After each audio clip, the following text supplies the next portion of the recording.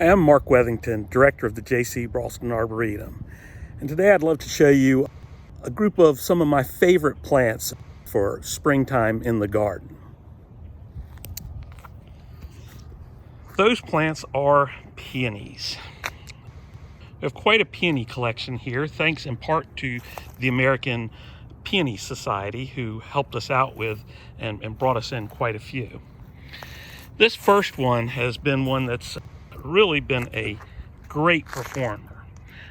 Its original name is Peonia Kiko.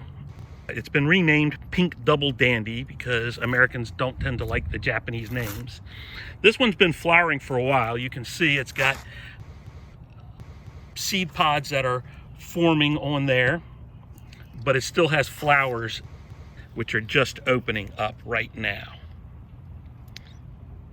And you see it's got kind of frilled edges, kind of a semi-double flower, and it starts off really nice and dark, and as it opens and gets older and ages, it gets more pink and finally fades to almost a soft, parchmently, almost see-through white pink. Now we've got peonies that haven't even started yet that are just beginning to show those big buds in there. But we have others that are really doing their thing. This spectacular one with these dark crimson buds is one called Fairfield. You can see it's kind of showing up against Sherman's Nordlic Dawn Redwood. I'm a big fan of this kind, the single or the just barely double, where you get to see that big boss of stamens in the middle and really get that contrast in color. For the most part, peonies want a pretty sunny spot. Once you plant them, they are there for a long time unless they get really shaded out. But otherwise, they'll reward you with just years and years and decades of enjoyment, and they'll just get bigger and better every year.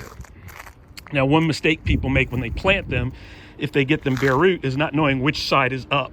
So you have to make sure the eyes are on the top side if you plant a bare root one. Now, this herbaceous peony is one called Garden Lace. It's real soft pink flowers with really big boss of stamens in the middle. Now, very similar, but white with that big boss of stamens, is one called Stellar Charm. And you can see they're very similar plants, but one's pink, one's white.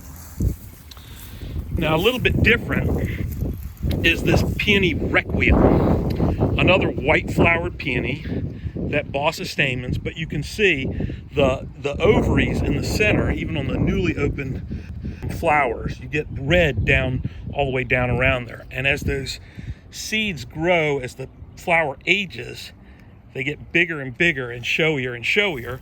And then when the flower completely fades, you're left with the seed pods which are forming, which stay nice and red for a few weeks after it finishes flowering, and then eventually they'll just go completely green and then brown as they age.